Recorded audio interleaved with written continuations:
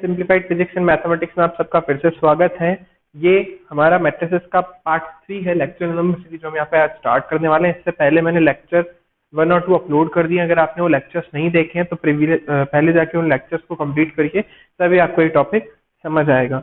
जैसा कि आप सबको पता है कि लेक्चर हमने स्टार्ट करें क्योंकि लॉकडाउन भी चल रहा है और आपकी स्टडीज कहीं ना कहीं उस पर फोकस नहीं कर पा रहे हैं, आपको कंटेंट प्रोवाइड नहीं मिल नहीं पा रहा है स्कूल से या कोचिंग से, तो उसी के बेसिस पे हमने ये लेक्चर सीरीज स्टार्ट करी। अगर आपको ये लेक्चर पसंद आते हैं तो चैनल को सब्सक्राइब करिए, वीडियो को शेयर करिए और लाइक करिए। इससे रिलेटेड नोट्स जैसा मैंने आपको प्रीवियस लेक्चर्स में बताया था, आपको पीडीएफ में नीचे डिस्क्रिप्शन बॉक्स में मिल जाएगा। चलिए स्टार्ट करते हैं आज का topic, that is multiplication of matrix in continuity, जो अपन ने लास्ट में खत्म करा था। चलिए देखिए, तो मल्टीप्लिकेशन ऑफ मैट्रिक्स हम लास्ट में ऑलरेडी कवर कर चुके हैं। कैसे करते हैं मल्टीप्लिकेशन वो मैंने आपको बता दिया था, उसकी कंडीशन में आपको ऑलरेडी लास्ट लेक्चर में बता चुका हूँ कि मल्टीप्लिकेशन कब पॉसिबल होगा। तो आज उस मल्टीप्लिकेशन ऑफ मैट्रिक्स में कुछ चीजें रह गई थी जो मुझे आज बतानी है। पहली, जो मल्टीप्लिकेशन ऑफ मैट्रिसेस है वो कम्यूटेटिव लॉ को फॉलो नहीं करता।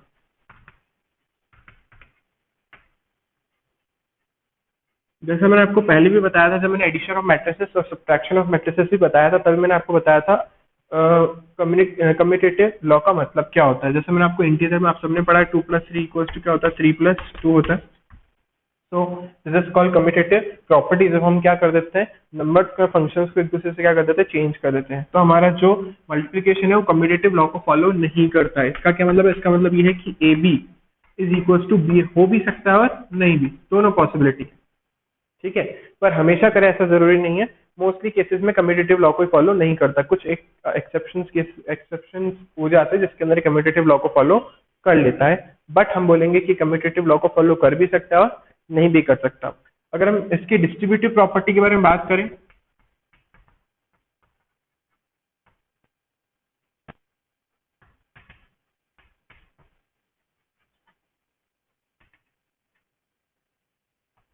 डिस्ट्रीब्यूटिव प्रॉपर्टी मतलब ए और बेसिस में हमने लिखा है बी प्लस सी, तो इसका मतलब क्या हो जाएगा, आपको ए को बी से करना है, फिर ए को आपको किससे करना है, सी से। आपको ये चीज याद रखनी है कि ए इंटू बी और बी इंटू ए दोनों अलग अलग चीज है।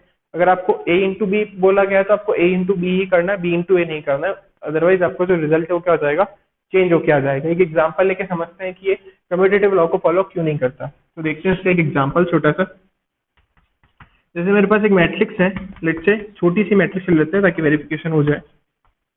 सो ये एक मैट्रिक्स है, ए और बी मैट्रिक्स हम ले लेते हैं 5 2 6 एंड 1। तो सबसे पहले मैंने आपको बोला था चेक करिए कि मैट्रिक्स जो है उसका मल्टीप्लिकेशन पॉसिबल है या नहीं। अगर है तो जो मल्टीप्लिकेशन के बाद मैट्रिक्स आएगी उसका ऑर्डर क्या होगा। तो यहाँ पे दिख रहा है आपको ए का जो ऑर्डर है वो है 2 × 2 और बी का भी ऑर्डर क्या है 2 × 2। तो जब मैं ए इंटू बी करूंगा तो 2 × 2 की पहली मैट्रिक्स और 2 × 2 की दूसरी मैट्रिक्स, इसका नंबर ऑफ कॉलम और इसका नंबर ऑफ रो दोनों मैच कर रहा है। इसका मतलब इनका मल्टीप्लिकेशन पॉसिबल है। जब ये मल्टीप्लिकेशन हो जाएगा तो रिजल्टेड हमको जो मैट्रिक्स मिलेगी वो कितने की होगी, 2 × 2 के मैट्रिक्स होगी। तो मल्टीप्लिकेशन करके देखते हैं। मल्टीप्लिकेशन करते हैं हम 2 - 5 1 6 5 2 6 एंड 1। इतनी चीज शायद आपको समझ आ गई होगी कि हमने इसको कैसे लिखा है। अब मल्टीप्लाई जैसे हमने पहले करा था, पहले ये वाली रो, फिर ये वाला कॉलम, फिर ये वाली रो, ये वाला कॉलम। तो देखते हैं 2 को सबसे पहले किससे करना है, 5 से। तो 2 5 जो हो गया हमारे पास 10। -2 को किससे करना है, 6 से। 6 5 जो कितना हो गया, माइनस का 30। नेक्स्ट 2 को किससे करना है, 2 से यहाँ पे आ जाएगा 4।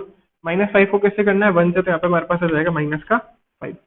नेक्स्ट देखते हैं, अब ये वाली रो हमको लेनी है और कॉलम एक एक करके दोनों लेने हैं। 5 5 5 प्लस 6 6 36। नेक्स्ट 2 को 1 से करेंगे तो कितना आएगा 2, प्लस 1 को 6 से करेंगे तो कितना आएगा 6। रिजल्ट हमारे पास आ जाएगा माइनस का 20, माइनस का 1 41 और यहाँ पे हमारे पास 8। तो हमारे पास वैल्यू हो गई ए इंटू बी की। अब जरा हम बी इंटू ए कैलकुलेट करते हैं।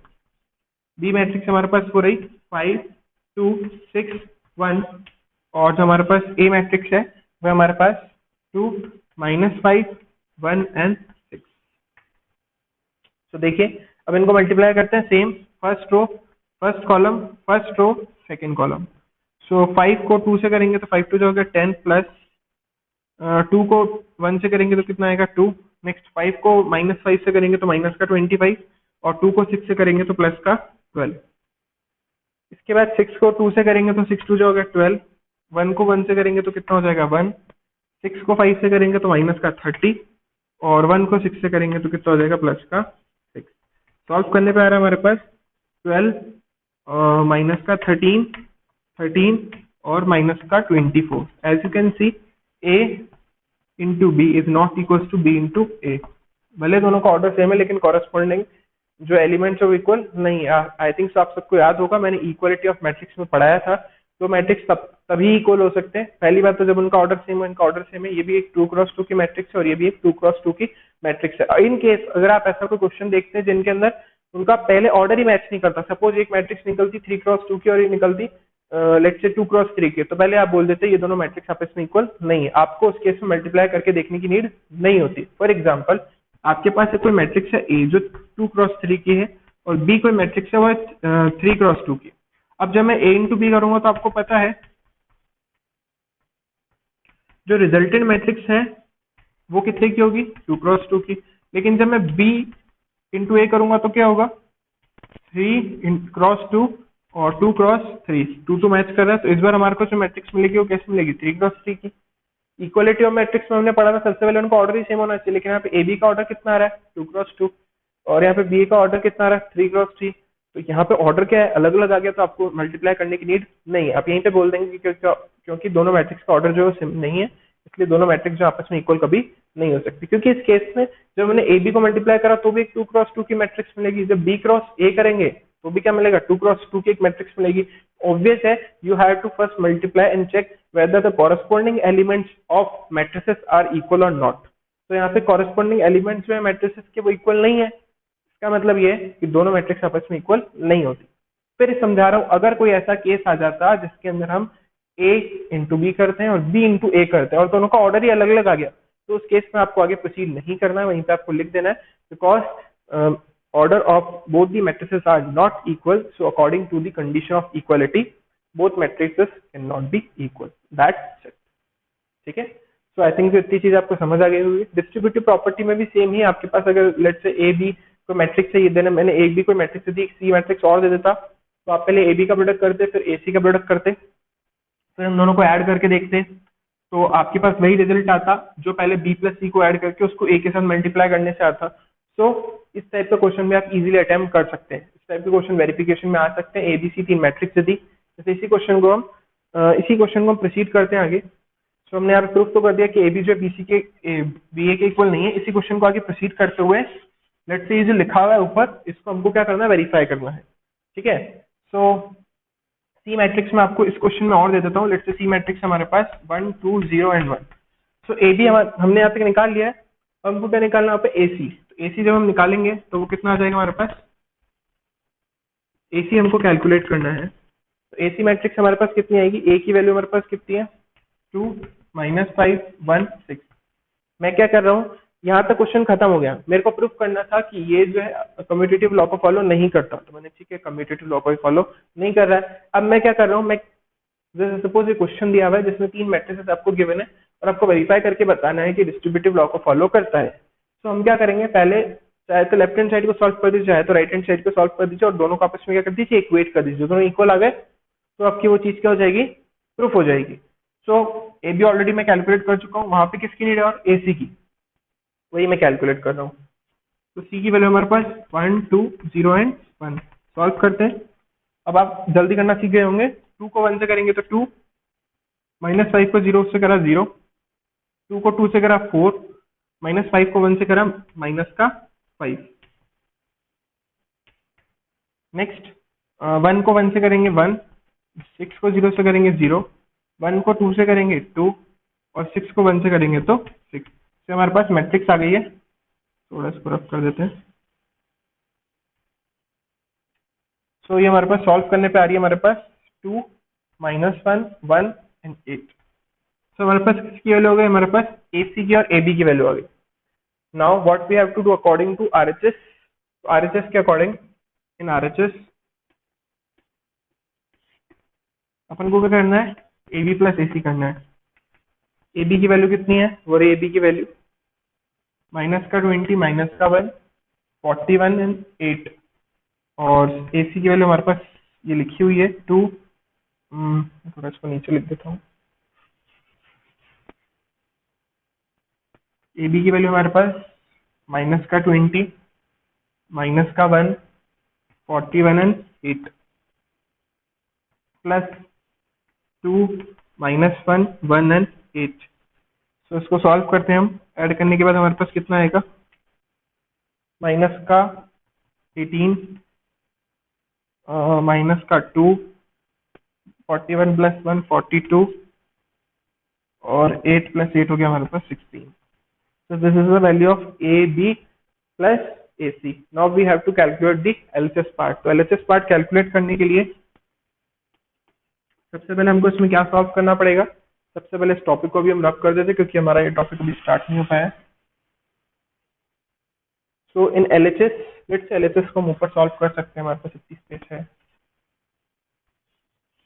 तो हमारे पास RHS यहाँ तक सॉल्व हो गया है। आपको RHS में सिर्फ इतना करना था, इसमें नीचे वाला पार्ट कैलकुलेट नहीं करना है क्योंकि नीड किसकी, सिर्फ AB की निकाल लिया हमने। उसके बाद AC कैलकुलेट कर लिया, फिर इन दोनों को ऐड कर दिया। अब इन LHS में हमारे पास सबसे पहले अपन को क्या करना है, B प्लस C करना है। B हो रहा हमारे पास that is 5, 2, 6 and 1, and C जो है हमारे पास that is 1, 2, 0 and 1। It will give you 6, 4, 6 and 2. Now we have to calculate A into B plus C. A हमारे पास हो रहा that is 2, then minus का 5, 1 and 6. BC कैलकुलेट कर चुके हम 6, 4, 6, 2, बस मल्टीप्लाई करना है। Same procedure, first row first column. 2 को 6 से करेंगे कितना आएगा 12, देन 5 को 6 से करेंगे तो 5 3 कितना हो गया, 5 6 हो गया 30, माइनस का 30, और 2 को 4 से करेंगे तो कितना आ जाएगा 8, और 5 को 6 से करेंगे तो माइनस का 10। उसके बाद 1 को 6 से करेंगे तो 6, और 6 को 6 से करेंगे तो 36। उसके बाद 1 को 4 से करेंगे तो कितना आएगा 4, और 1 को 2 से करेंगे तो कितना आएगा 2 प्लस का। तो क्लियरली आपको दिख रहा है, मैं पूरा सॉल्व नहीं कर रहा हूँ। आई थिंक इतनी चीज आपको समझ आ रही होगी। एक minute, I think we have done some mistake. Okay, this 12। Okay, as you can see in दोनों को सॉल्व करने में -18 आएगा, ऑब्वियसली मैच कर रहा है। 8 - 10 माइनस का 2 आएगा, 6 + 36 42 आएगा, और 12 + 4 विल गिव यू 16। तो इसका मतलब जो हमारा LHS पार्ट है वो RHS पार्ट के क्या हो गया, equal. Hence we prove that the multiplication of matrix follow the distributive property. Okay, तो आई थिंक इतना टॉपिक आपको क्लियर होगा। चलिए नेक्स्ट टॉपिक के ऊपर आगे बढ़ते हैं।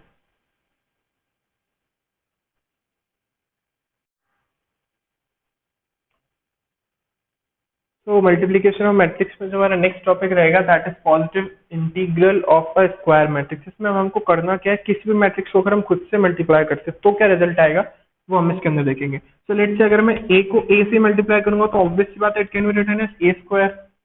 अगर मैं a स्क्वायर को a से मल्टीप्लाई करूंगा it will give a cube. In the similar way अगर मैं a की पावर n-1 को मल्टीप्लाई करूंगा a से it will give you a raised to the power n। So this is called positive integral of a square matrix। Positive integral आपको समझ आता होगा, पॉजिटिव ऐसे बोल सकते हैं positive integer integral of square matrix की। किसी भी स्क्वायर मैट्रिक्स का हमने पॉजिटिव क्या बोलते हैं इंटीग्रल, कोई उसकी पावर ले ली एज अ पावर उसकी। तो यहाँ पे 2, 3, 4, 5 सब पॉजिटिव इंटीग्रल ही है एक्चुअली। तो यही है इसके अंदर, इस टॉपिक के अंदर। इसके ऊपर बेसिक छोटा सा क्वेश्चन देख लेते हैं ताकि आपको क्लियर हो जाए। तो क्वेश्चन देखते हैं हम। क्वेश्चन हमारे पास है ए कोई मैट्रिक्स हमें गिवन है दैट इज 1, -1, 0, 7, एंड वी और गिवन है a square equals to 8a plus ki।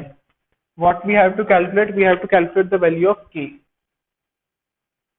ये गिवन है हमारे पास, फाइंड वैल्यू ऑफ k। यहाँ पे आपको क्लियरली दिख रहा है आई एक्चुअली क्या है, आई एक आइडेंटिटी मैट्रिक्स है जिसका ऑर्डर कितना होना चाहिए, ऑब्वियसली 2x2 होना चाहिए क्योंकि ये मैट्रिक्स भी क्या है 2x2 की मैट्रिक्स है। इक्वालिटी तो तभी हो पाएगी जब हम आई को एक 2x2 की मैट्रिक्स लें। तो सबसे पहले इसको सिंप्लीफाई कर लेते हैं। सिंप्लीफाई करने के बाद हमारे पास क्या आएगा, a स्क्वायर माइनस का 8a equals to ki। So this is the simplification of this matrix. सबसे पहले हमें इसमें जो कैलकुलेट करना है वो कर लेते हैं, that is a square and 8a। सबसे पहले ए स्क्वायर निकालना है। ए स्क्वायर का मतलब हमारी जो ए मैट्रिक्स है उसको खुद से मल्टीप्लाई करना है।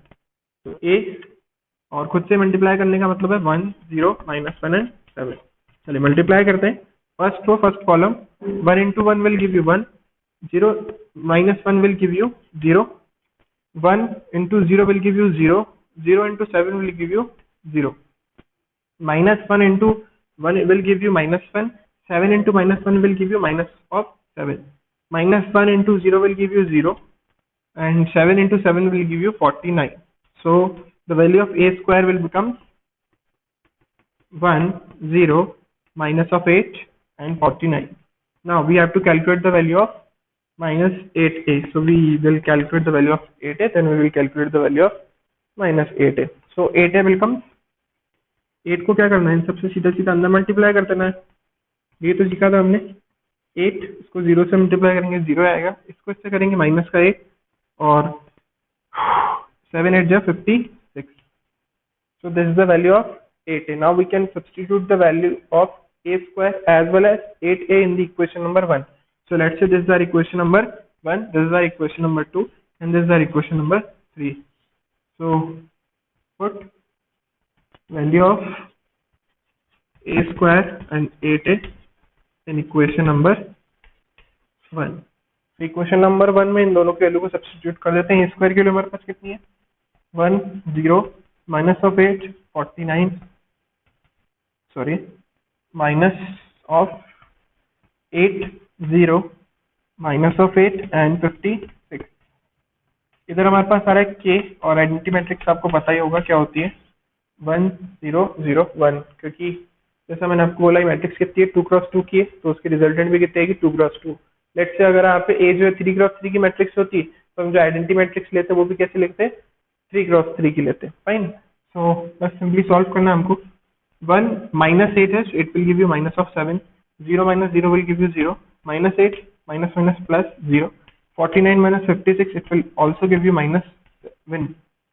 So as you can see we can simply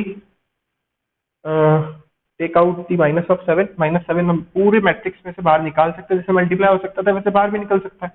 सो -7 जब आप बाहर लेंगे तो 1 1 0 0, ये पूरी की पूरी हमारे पास आइडेंटिटी मैट्रिक्स बन रही है। और equating both the matrices what we will get k equals to minus of 7।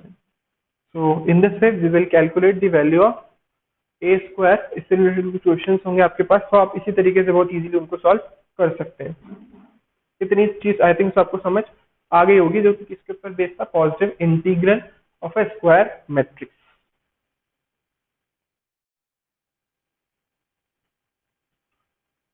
तो इस क्वेश्चन के अंदर हमको क्या करना है, क्वेश्चन के अंदर we have to find the value of x, और ये हमको क्वेश्चन गिवन है। तो सबसे पहले तो दिख रहा है आपको कि इसका जो ऑर्डर है मैट्रिक्स का वो कितना है, इसका ऑर्डर इसके अंदर एक ही रो है और 3 कॉलम है, तो इसका ऑर्डर हो गया 1 क्रॉस 3। इसका ऑर्डर 3 रो 3 कॉलम है तो 3 क्रॉस 3। इसके अंदर 3 रोज है और 1 कॉलम है तो 3 cross 1। So when we multiply these two matrices, तो 3 3 मैच करें तो हमें मैट्रिक्स मिलेगी 1 क्रॉस 3 की। और जब हम इन दोनों को मल्टीप्लाई करेंगे, क्योंकि इन दोनों के रिजल्टेंट से एक मैट्रिक्स आएगी 3 क्रॉस 1 की, आई थिंक इतनी बात आपको समझ आ रही होगी। ये 1 क्रॉस 3 था, ये 3 क्रॉस 3 था, तो ये दोनों मैच कर रहे हैं, तो रिजल्टेंट मैट्रिक्स कितने की आएगी, 1 क्रॉस 3 की। अब जब मैं इन दोनों को मल्टीप्लाई करूंगा, इन दोनों को, अब रिजल्टेंट तो ये आ गया ना, तो जब मैं इन दोनों को मल्टीप्लाई करूंगा तो आपको क्या मिलेगा, एक 1 क्रॉस 1 की मैट्रिक्स मिलेगी, जिसको आप इजीली 0 से इक्वेट कर सकते हैं। ऑल्दो आपको याद रखना है कि यहाँ पे 0 नहीं लिखा हुआ है, ये कैपिटल O लिखा है, दैट इज नल मैट्रिक्स। अगर इन केस एक से ज्यादा एलिमेंट आ जाते हैं, जितने भी ऑर्डर की मैट्रिक्स होती है उसके अकॉर्डिंग हम उसकी नल मैट्रिक्स लेते हैं। यहाँ पे तो वैसे भी 1 क्रॉस 1 यानी एक ही एलिमेंट आएगा, तो उसको सिंपली 0 से इक्वेट कर सकते हैं। सो देखते हैं, सिंपली मल्टीप्लाई करना है आपको, एक इक्वेशन आपको मिलेगी आई थिंक यहाँ से, जिसको आपको सॉल्व करना होगा। तो देखते हैं क्वेश्चन है क्या। सबसे पहले हमको पता है इसको इससे मल्टीप्लाई करना है, इसको इससे और इसको इससे। सो 1 को इससे करेंगे तो 1, 2 को x से करेंगे तो 2x, 1 को 15 से करेंगे तो 15, पहला एलिमेंट। नेक्स्ट इसको इस तीनों से, तो इसको इससे करेंगे हम तो 3, x को 5 से करेंगे तो 5x, और 1 को 3 से करेंगे तो 3। अब नेक्स्ट इसको किससे करना है, इन तीनों से। सो 1 को करेंगे हम 2 से, तो हमारे पास हो जाएगा 2, x को 1 से करेंगे तो x, और 1 को 2 से करेंगे तो हमारे पास हो जाएगा प्लस का 2। So this is the multiplication of first two matrices. Solve करने में हमारे पास कितना आएगा 2x plus 16, 5x plus 6 and x plus 4. ये जो दूसरी मैट्रिक्स है इसके अंदर कुछ तरीके का sorry this is rx. So multiply करने के बाद 2x वही सेम इन तीनों से करना है. तो 2x प्लस 16 को हमको 1 से करना है तो वही आना है. 5x प्लस 6 को हमको करना है कितने से 2 से. तो 2 5 जा 10x और 6 2 जा 12 एंड फाइनली x को इन दोनों से. तो x को करेंगे तो x स्क्वायर और इसको इससे करेंगे तो 4x. तो दिस इज द वैल्यू. तो थोड़ा सा ऊपर लिख देते हैं ताकि कंफ्यूजन क्रिएट ना हो. So this is equal to null matrix. So this is the value. अगर आपको अभी भी नहीं समझ आया तो 2x को करा हमने 1 से, 5x प्लस 6 को करा 2 से और x प्लस 4 को करा x से. वही सेम प्रोसीजर है. पहली रो पहला कॉलम, इसमें एक ही रो एक ही कॉलम, तो उसी से आपको मल्टीप्लाई करना है. और 1 क्रॉस 1 की मैट्रिक्स हम बात कर चुके हैं, मिलेगी हमें. सबसे पहले अपन देख लेते हैं एक्स स्क्वायर एक टर्म मिल रही है. फिर एक्स की कितनी टर्म मिल रही है हमें 1 2 एंड 3 टर्म्स मिल रही है, तीनों ऐड हो रही है. 10 plus 2 will give you 12, 12 plus 4 will give you 16x plus 16 plus 12 will give you I think so 28. So this will equals to null matrix. So we equate this quadratic equation to 0. Now you have 2 or 3 methods to solve this quadratic equation. You can easily factorize the middle term or you can use the quadratic formula. अगर हम factorize करेंगे तो simply आपको दिख रहा है 14 plus 2 के factor बन रहे हैं इसमें. This is not 6, this is 0. So take x common from first two terms and then take 2 common from last 2 terms. So first ये हमारी फर्स्ट टर्म है, सेकंड टर्म में दोनों में से क्या कॉमन आ रहा है x प्लस 14. यहाँ पे क्या बचा x और यहाँ पे कितना बचा 2. So we will get two values of x, that is minus of 14 and x is equals to minus of 2.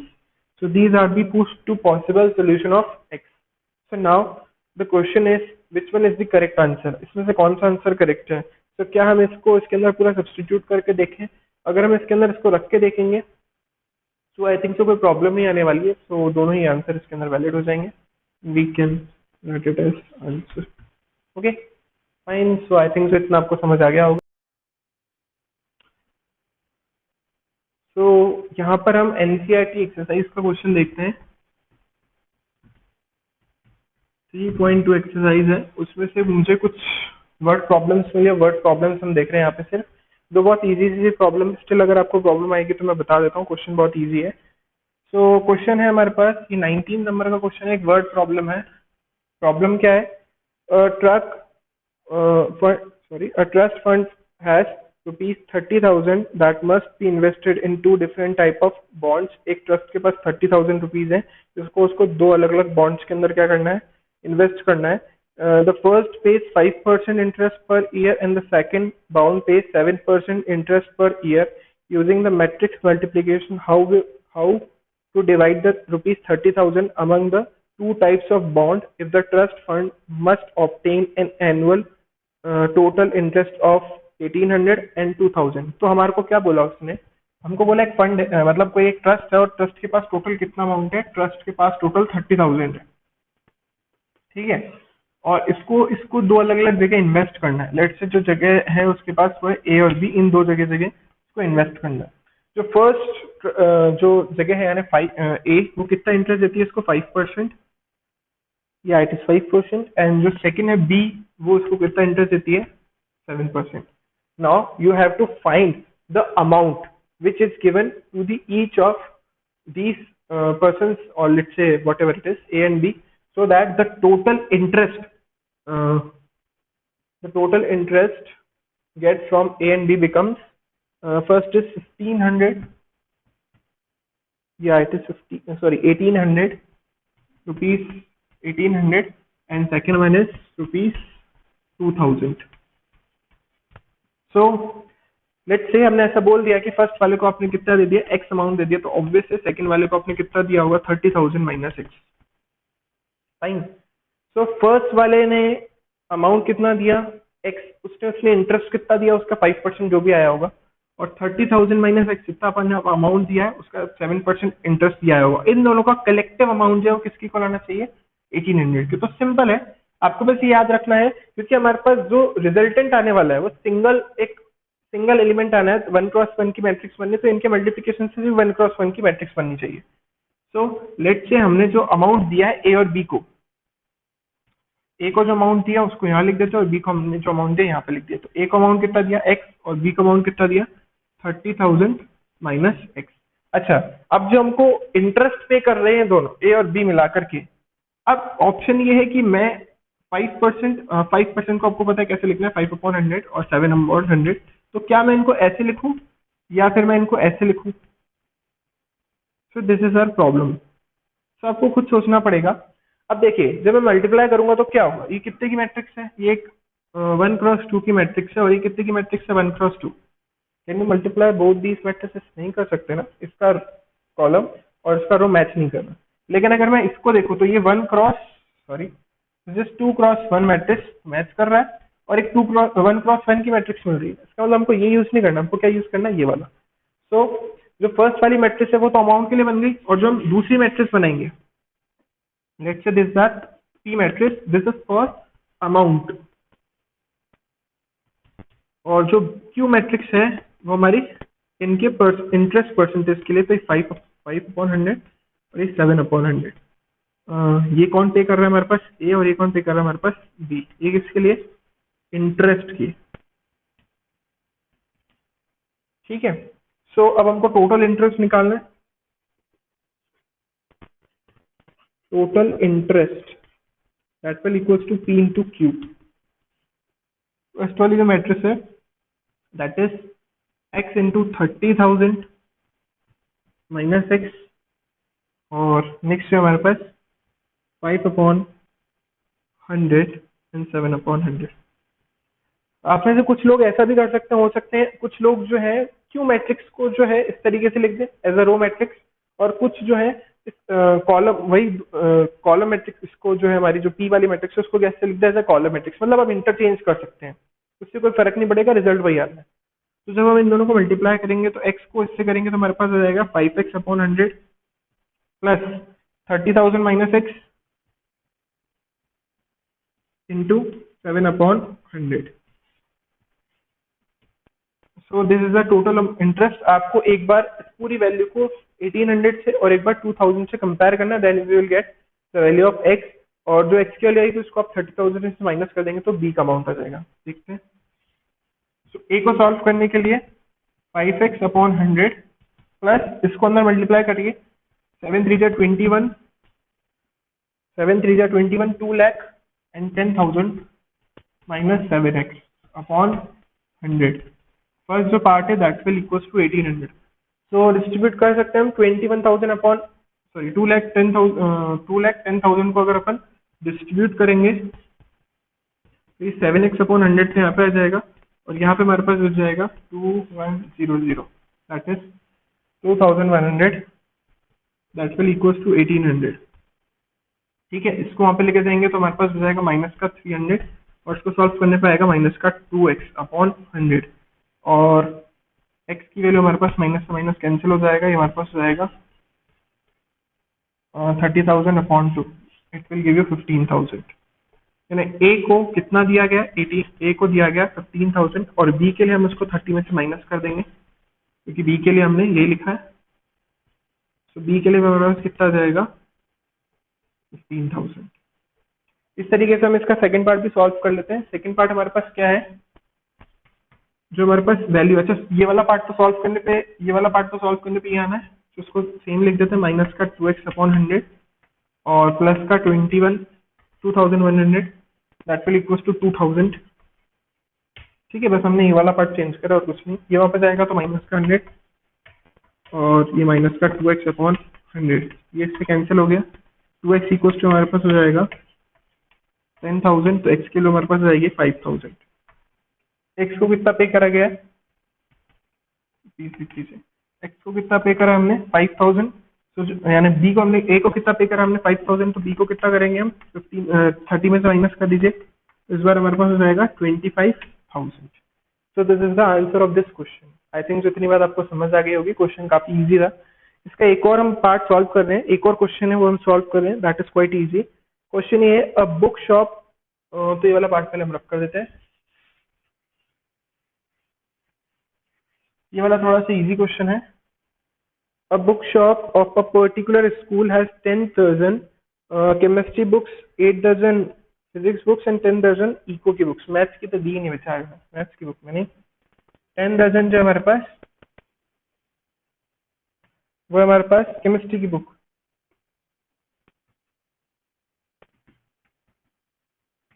और 8 डजन है हमारे पास, वो हमारे पास फिजिक्स की, और लास्ट हमारे पास 10 डजन है इको की। ठीक है। अब जो हमारे पास इसका पर यूनिट का जो अमाउंट है, यानी पर बुक का जो कॉस्ट है, वो हमारे को दे रखा है 80, इसका दे रखा है 60, और इसका दे रखा है हमारे को 40। So we have calculate the total amount using matrix multiplication का यूज करके हमको उसका टोटल अमाउंट निकालना है। It is quite easy. 10 dozen इसमें केमिस्ट्री की है, फिजिक्स की है और इको की है। तो इसकी टोटल बुक्स कितनी हो गई? 10 इंटू 12, इसकी कितनी हो गई? 8 इंटू 12, और इसकी कितनी हो गई? 10 इंटू 12। तो हमारे पास आ गई बुक्स, टोटल बुक्स जो हमारे पास।